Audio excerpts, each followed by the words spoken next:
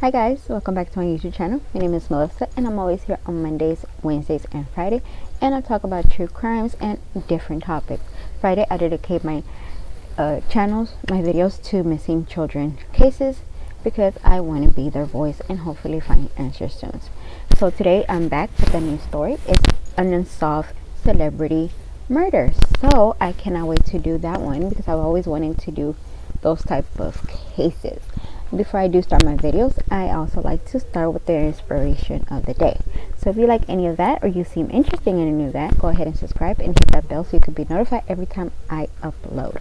So let's get started with the inspiration of the day first.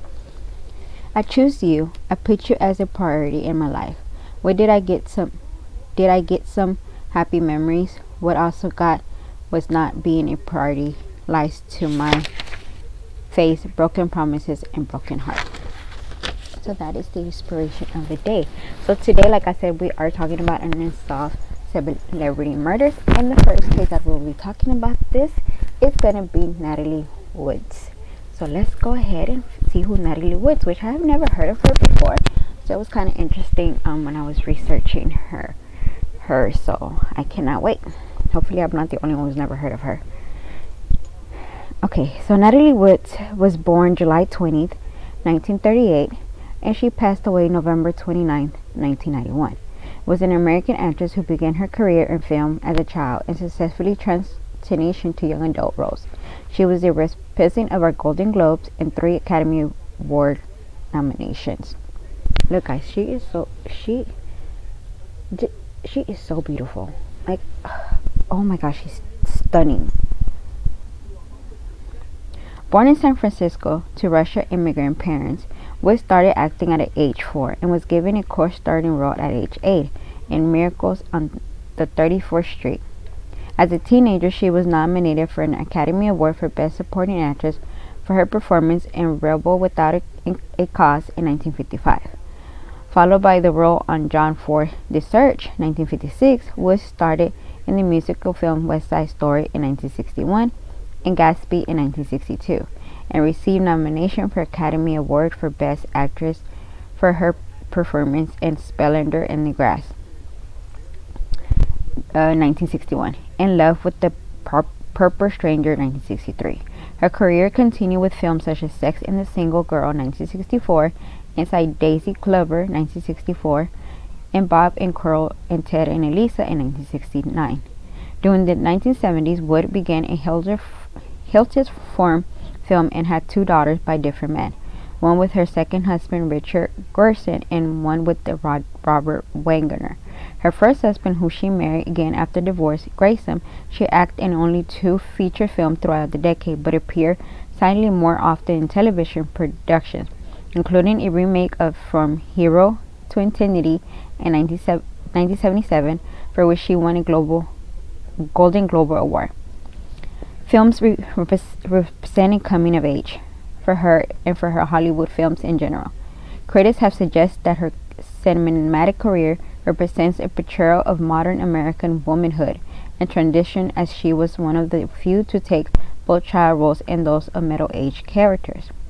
Wood died off the coast of Santa California Island on November 29, 1981, at the age of 53. During a holiday break from production of her Would be come back from Brainstorm in 1983. With Christopher Walken, the events surrounding her death had been the subject of conflicted witness statements, promoting the Los Angeles County Sheriff Department under the instruction of the coroner's office to list her cause of death as Johnny and other undetermining factors in 2012. In 2018, Robert Wagner was named as a person of interest in the ongoing investigation into Wood's death. Her early life. Wood was born in Natalie Shakerno. I don't know, guys. Don't. And I'm sorry about the lighting, guys. I'm trying to oh, there we go. It's just for some reason my eyes. I don't know if you guys saw my other videos, but my eyes. I cannot have the light on for some reason. My eyes just don't. We don't like lights. Like, my eyes do not like the lights. In San Francisco, California, to Maria Cedillo in 1998. Known for various as Mary Maria in Murcia and her second husband capture Nicholas, Wood Mother's Mary was born in Berlin, southern Serbia. Her maternal grandfather owned soap and candle factories as well as an estate outside the city. With the start of the Russian Civil War, his family left Russia, resulting as the refugees in Chinese city of Hebron. In 1925, Maria married Alexander Teofilov, an American mechanic that had a daughter, Olga, in 1928 to 2015. The Teofils came to America by ship in 1930 and divorced in 1936. Wood's father, Nicholas, was born in Shokia and then referred to as Nikolasica. Her paternal grandfather, a chocolate factory worker who joined the anti-Bolshevik civil force during the war, was killed in a street fight in Volista between red and white Russian soldiers. After that, his widow and 3 sons flew to Spaghini, subsequently relocating to Vancouver at the time of Wood's potential grandmother remarriage in 1927. By 1933, they moved to the USA. Nicholas met Wood's mother 4 years in his senior while she was still married to her first husband. Wood's parents were married in February of 1938, 5 months before her birth. In 1942, they brought her home in Santa Rosa, where Natalie was noticed by members of a crew doing film shot downtown. After Natalie started acting as a child, David Lewis and William Curtis Studios, exclusive at RKO Radio Pictures, changed her last name to Wood. In reference to the director Sam Wood, Wood only full sibling Salvatina, the family had changed their surname, was born in Santa Monica in 1946 and now known as Lena Wood. She also became an actress. A few weeks before her 5th birthday, Wood made her incredible film debut in 15-second scene to the film Happy Land in 1943.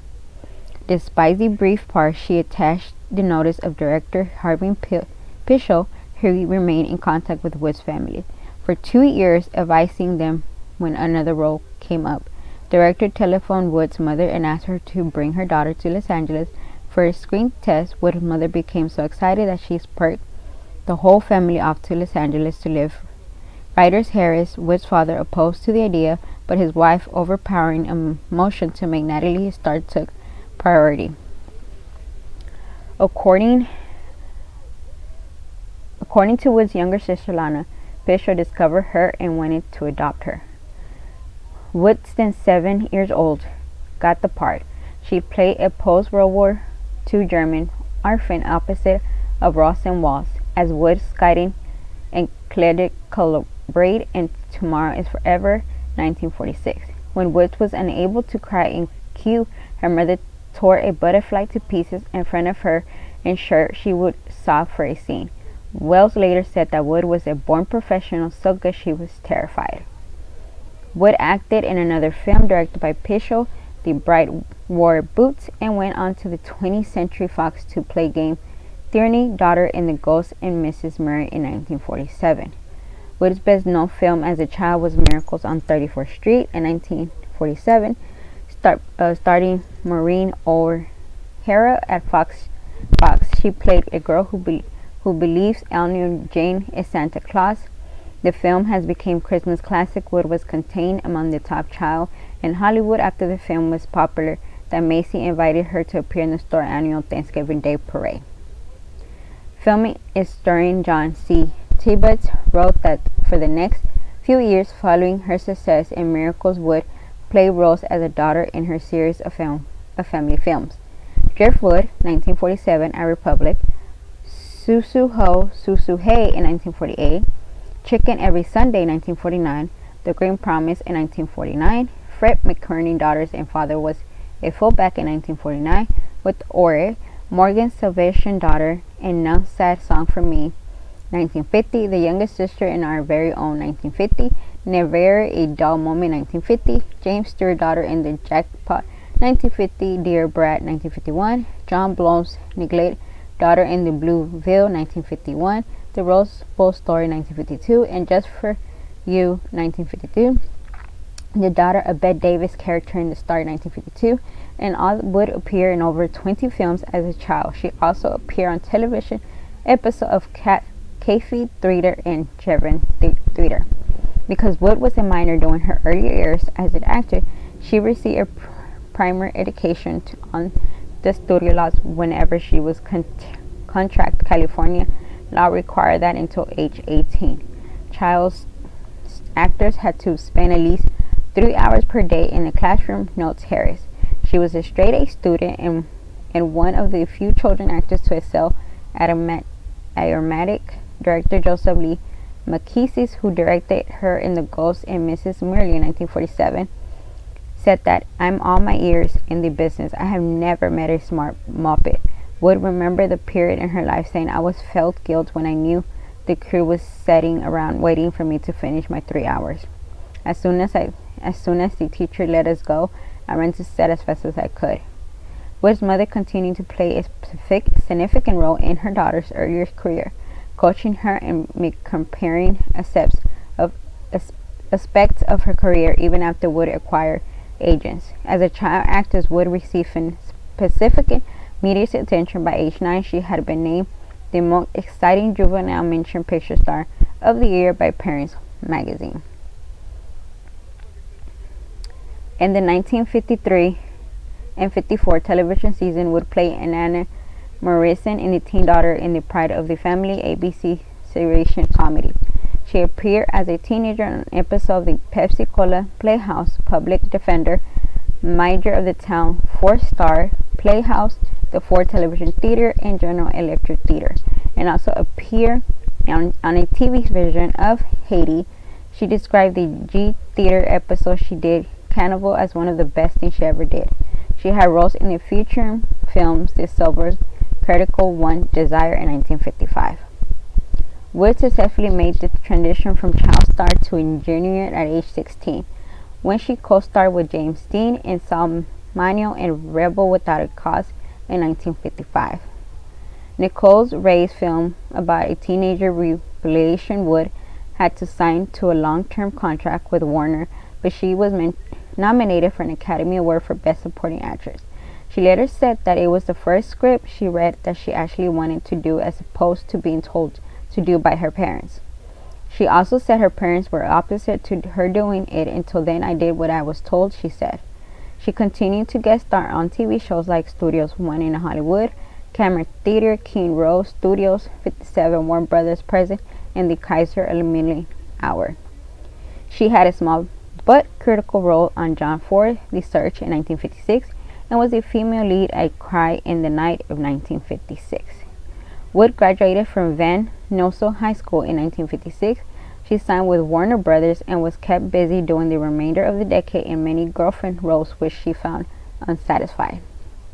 The studio cast her in 2 films opposite Tab Hunter, hoping to turn Due into the box office draw that never materialized. The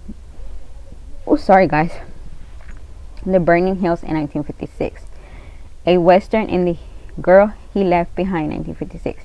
She guest starred in an episode of Conflict. Warner's tried timing her with Alfred Sembler Jr. in Bombers B-52 1957. Then she was given the lead in Christian Project Majority Morningstars in 1958. As Majority Morningstar, Wood played the role of a young Jewish girl in New York City who had to deal with the social and religious expectations of her family as she tries to for her own path and separate identity. T-Buzz observed that Wood characters in Rebel, Search, and Morningstar began to show her widening range of acting styles. Her former child's sweetness was now being combined with a noticeable redness, and that was characters of the youth of the 1950s. She was leading lady to Frank Sinatra in King Go Forth in 1958, then refused roles and was put on suspension by Warner's. This lasted for a year until February 1959. She returned to be leading lady to James Garner in Cash McHale in 1960 after Wood appeared in the box office flop All That Fine Young Cannibals in 1960. She lost Manitou Wood's career was a transition period, having until then consisted of the roles as a child as a teenager. Biographer Susan Finis wrote that a turning point in Wood's life as an actor took place when she saw the film A Streetcar Named Desire in 1951. She was transformed in awe of director Elie Kazan and the Vivien Leigh's performance, who became a role model for Natalie. Her role raised the possibility that one sensitive could make a person as a kind of victim note T-Bice. After a series of bad films, her career was already in decline. According to actor Douglas Reedgab, she was then cast in Can See Splendor in Grace 1961 with Warner Beatty. Karen wrote in 1977 memoir that she sash off the film community declared her washed up as an actress, but he still wanted to interview her for his next film. When I saw her, I detected behind the well-mannered young wife from a desperate twinkle in her eyes. I talked with her more quietly than and more personally, and I wanted to find out what human material was there, what her inner life was. Then she told me she was being psychoanalyzed. That did it, poor RJ. I said to myself, I like Bob Ganner, and I still do. Karen cast Wood as a female lead in Splendor, and her career rebounded. He felt that despite her earlier innocent roles, she had the talent and maturity to go beyond them. In film, Betty's character was deprived of sexual love with Wood's character, and as a result turns to another loser girl. Wood's character could not handle the sexuality, and after a breakdown was committed to a mental institution. Kazan writes that he had cast her in the role purely because he saw Wood's personality in true blue quality, with a one side that held down by a social pressure, adding that she clings to things with her eyes, a quality he found especially appealing. Finis felt that although Wood had never trained in method acting techniques, working with Kazan brought her to the greatest emotional heights of her career. Their experience was liberating, but wishing for Natalie, who faced her demons on Splendor. She adds that a scene in the film has a result of Kazan Wizard produce a hairstyle in Natalie that may be her most powerful moment as an actress. After Gary Lockwood, who also performed in the film, felt that Kazan and Natalie were a terrific marriage. Because you had this beautiful girl, you had somebody that could get things out of her. Kazan's favorite scene in the film was the last one, when Wood goes back to her lost first love, Bud, and it's terrible, touching me. I still like it when I see it, wrote Kazan. For her performance in Splendor, Wood received nomination for the Academy Award, Golden Globe Award, BAFTA Award for Best Actress in Leading Role. Wood played Maria as a restless Puerto Rican girl on the west side of Manhattan. In West Side Story, Jerry Robertson and Robert Wise in 1961. Film of the stage musical which were critical and box office success. Trevors wrote of similar in her role in this film in the early revival.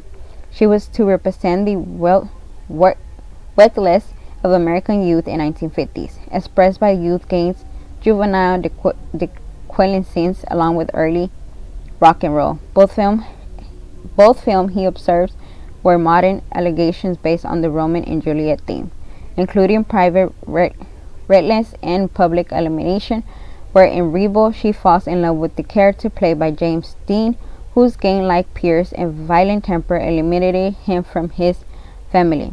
In West Side Story, she entered into a romance with the writer, a white former gang member whose threatening role of outcast also eliminated him from hurtful behavior.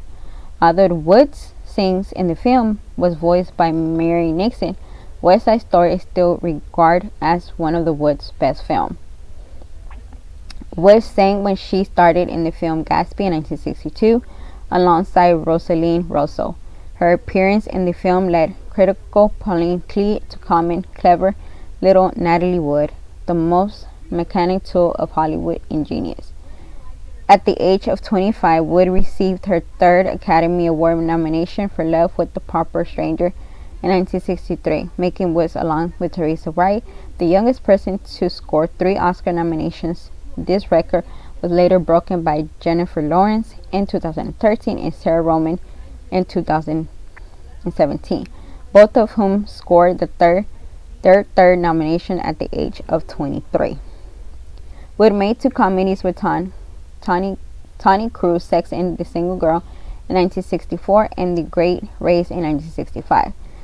Later with Jack Lemmon and Peter Falk in The Great Race. Her ability to speak Russian was an accent given to her character Maggie Dubé, justifying the character recording the process of the race across Siberia and entering the race of the beginning as a contest. Director Sidney Pollack was quoted as saying about Wood, "When she was right for this part, there was no one better. She was a damn good actress." For Inside Daisy Clover in 1965 and The Property is Commended in 1966, both of which co-star Robert Redford. Wood received Golden Globe nomination for Best Actress after the released film Wood suffered emotional and sought professional therapy. She paid Warner Bros. $175 to cancel her contract and fire her entire sports team, agents, managers. Guys, give me a second.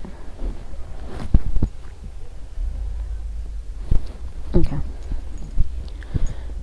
And fire her entire support team, agents, managers, public accountants, and attorneys. In the mid-1960s, she was one of the biggest stars in Hollywood, along with Elizabeth Taylor and Audrey Hepburn. Although many of Wood's films were comedically successful at times, her acting was criticized. In 1966, Wood was given in the Harvard Lampoon Award for being the worst actress of last year, this year, and next. She was the first performer to attend their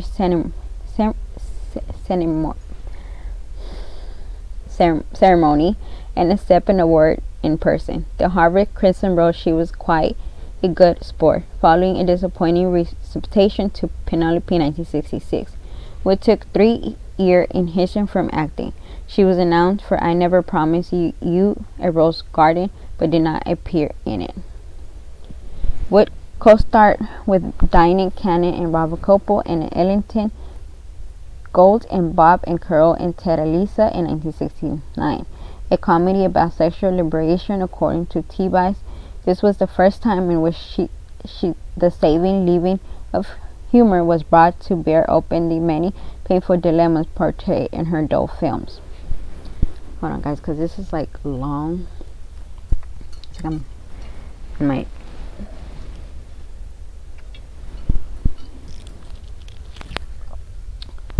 voice. I don't want to lose it at the end of this.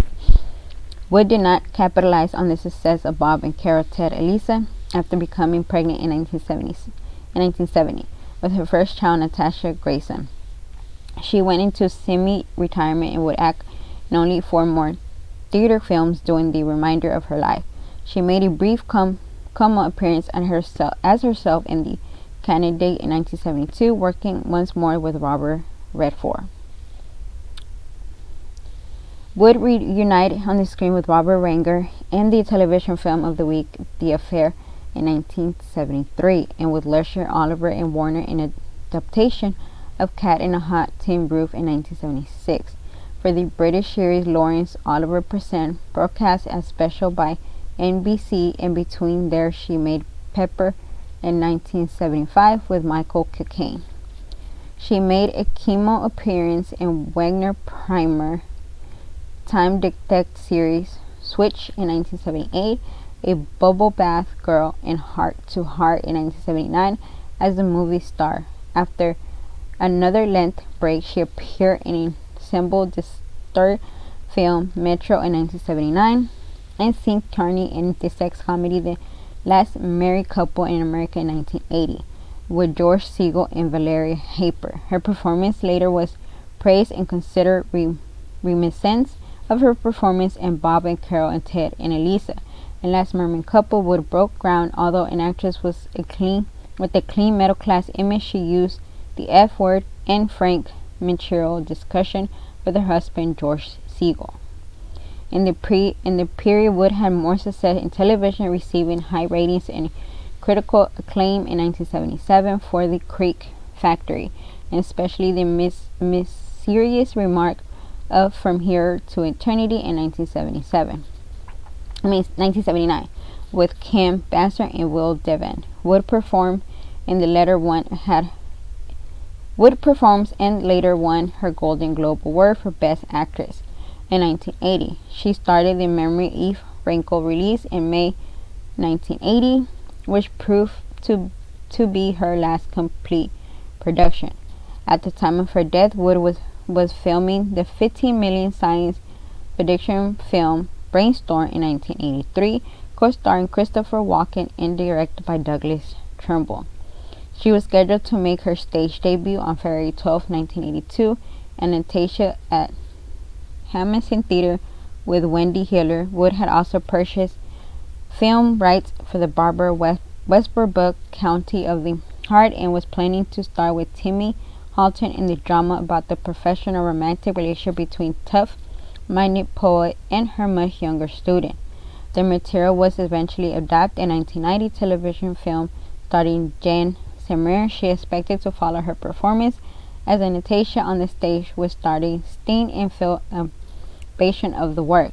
The ending of Brainstorm had to be rewritten and Wood's character written out of at least 3 scenes, while a stand-in and sounds alikes were used to replace Wood for some of her critical shots. The film was released posthumously on September 30, 1983, and was dedicated to Wood, the closing credit.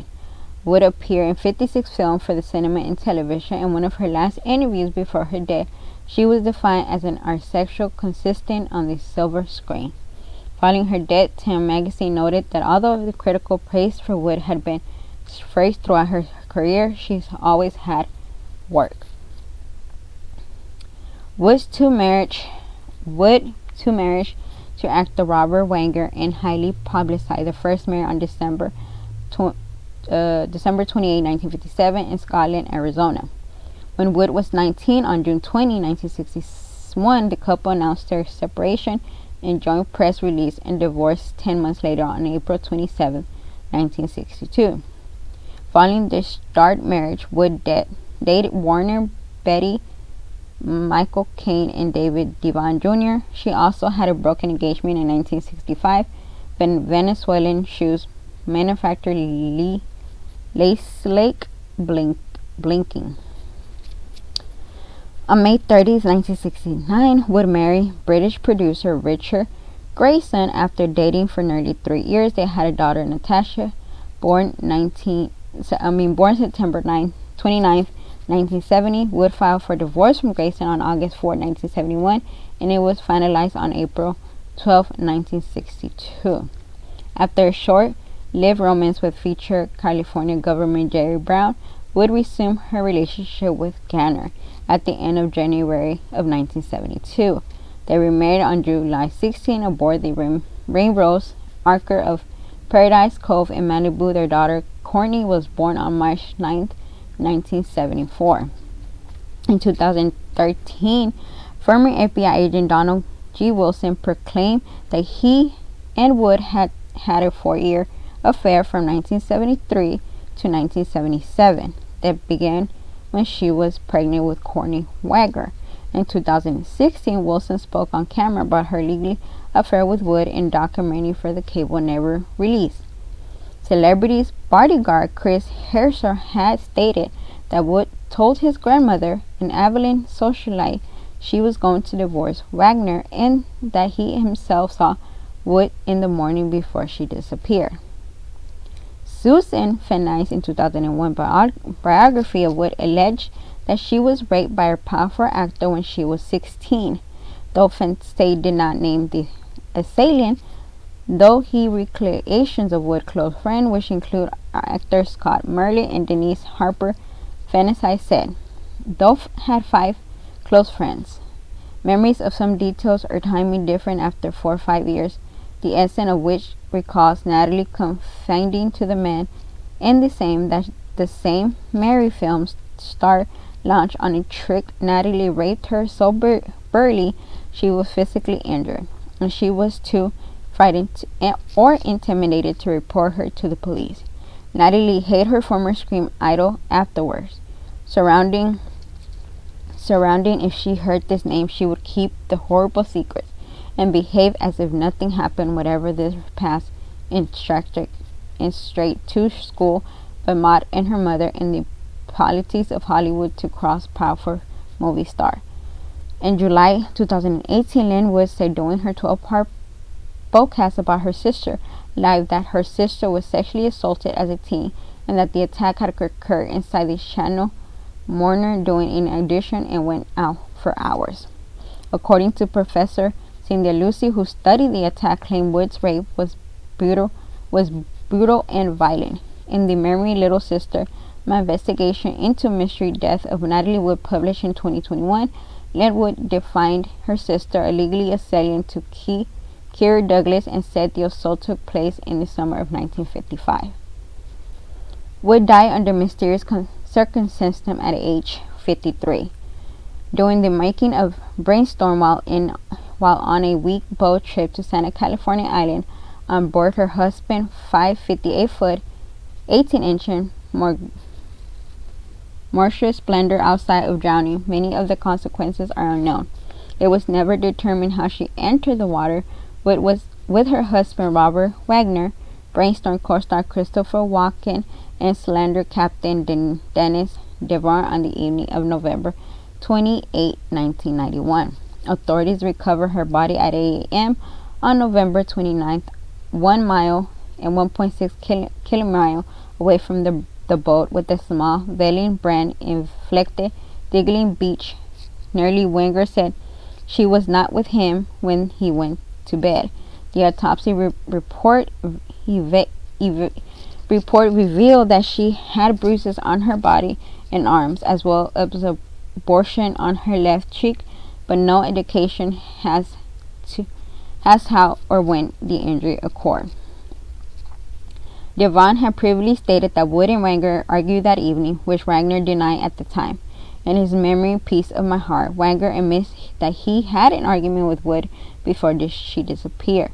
The autopsy found that Wood blood alcohol contained was 0.14% and that there were traces of motion sickness pills and painkiller in her blood system, both of which increase the effects of alcohol. Los Angeles County Coroner Thomas Nikish ruled that the cause of her death to be accidental, drowning and hypothermia. According to Nasher, Wood had been drinking and she may have slipped while trying to reboard the engine. Her sister Lana expressed doubts, alleging that Wood could not swim and had been terrified of water all her life, and that she would never have left the ash on her own by digging. Two witnesses who were on an early boat stated that they had heard a woman scream for help during the night. Wood was buried in Westwood Village Memorial Park Cemetery in Los Angeles. Representative of international media, photographers, member of the public tried to attend her funeral, but all were required to remain outside the cemetery walls. Among the celebrities were Frank Sinatra, Elizabeth Taylor, Fred Astaire, Rock Hudson, David Neva, George Park, Jenny Kelly, Eli Kansen, and Lawrence Oliver. Oliver flew in from London in order to attend the service. This case was reopened in November of 2011 after Dev publicly stated that he had lied to police during the intentional investigation and that Wood and Wagner had an argument that evening. He alleged that Wood had been flirting with Walken and that Wagner was jealous and anger, and that Wagner had prevented Devon from turning on the searchlights and notified authorities after Wood's disappear. Devon alleged that Wagner was responsible for her death. Walken hired a lawyer, cooperated with the investigation, and was not considered a suspect by authorities. In 2012, Los Angeles County Chief Coroner Lexman said, I'm not even going to say this name. I'm just not going to do it. Death certificate and changed the cause of death for accidental drowning to drowning and other determining factors. The addendum document includes a statement that is not only clear establish how Wood ended up in the water. Detectives introduced the coroner office not to discuss or comment in the case. On January 14, 2013, Los Angeles County Coroner Office offered a 10-page addendum to Wood's autopsy report. The addendum states that Wood may have sustained some of the bruises in her body before she went into the water, but that this could not be definitively determined. Forensics pathologist Michael Hunter speculates that Wood was particularly susceptible to bruise because she had taken the drug Centaurea. In 1920, a medical doctor and former intern of the Gaucher at the time Wood's death stated that the bruises were substantial in fighting for someone thrown off the water. He claimed that he made those obsessions to Nagisha. In February 2018, Wagner was named a person of interest by the police in the investigation. The police state that they know that Wagner was the last person to be with Wood before she disappeared. In 2018 report, Los Angeles Times cited the coroner report from 2013 saying that Wood had unexplained fresh bruising on her right and forearm, left wrist and right knee, and scratches on her neck as she superficially escaped in her forehead. Officials said that this was possible that she was assaulted before she drowned. And that is the story of Natalie Woods. Okay, guys, let me tell you something. I seen a documentary. I don't know if it was like on TV or on YouTube, and because I was looking. I love watching documentary. Like that's any true crime documentary. That's my favorite stuff to watch. I don't like putting blame on people. I really don't, especially when there's like no facts and everything. But y'all, like, I'm sorry. I think her husband did it, because even though they didn't mention it at the beginning, they did say in the documentary that she's always been afraid of water, and that she had gone to see a psychic at some point in her life or something like that. I don't remember. I may be wrong on that one, but that she had gone to see a psychic, and the psychic told her, "You will die. Your death will be something to do with water." She's always just, from that moment on, she's just always been afraid of water. So I think that he did it. I'm sorry. Like I said, I really don't like blaming people because I don't have that much fact. There's not a lot of proof that he did it. But first of all, you cannot get bruised by jumping out of the dam. Well, I don't know, because I've never been in a cruise. But anyways, you cannot get bruised in parts that I don't think. I mean, I may be wrong, guys. Can you get bruised if you fall out of a boat? If you know that, please leave me in the comment, because I don't. But my other thing is just like, if somebody heard scream, obviously, and even the people that were there with them, they said that they heard arguing. So I really think he did it.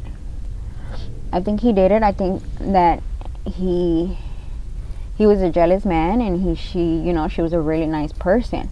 I mean, us girls, women, we do flirt, but we have different type of flirts. If I'm smiling at a guy, I'm being nice, except that I'm not flirting unless you start touching him, and that's a whole different thing, in my personal opinion. But that's just me. But I think he was jealous. He got jealous, and they got into an argument, and he pushed her. And the sad thing is that I think their family is like her family, like her daughters. I don't know if it's one of her daughters, or just two. Well, she did have different. She had different. Her daughters had different father, but I think one of her daughters, I think is his daughter. I want to say, is taking her dad out of the side. She's like, no, my dad would never do that. My dad would never hurt our mom. My mom, he loved her and everything. But there are some people that said, you know what? I think he did it. He may did it, and it just sucks when you have like two people, like your family split in half because like one believes that he did it, and then the other one does not believe that he's capable of doing that. And it's just really hard. Hopefully we get some. They did reopen the thing. For me, I think he did it. I think like he must have probably hit her and stuff. And this is another thing that makes me believe he did it, is because he had told the other person that was there with them to not turn the lights on to see if they could find her body. I'm actually glad that they did find her body, because when you die or you drown in ocean or whatever, it's hard for someone to, your body was not about to ever be found. So I'm glad that they found her body, but I don't know, this one's a hard one for me. But hopefully, like I said, we get some answers now. And see, I'm hoping it wasn't him, but the things he did after, I'm pointing to him. But thank you guys so much. I will see y'all Friday, and y'all have a good day.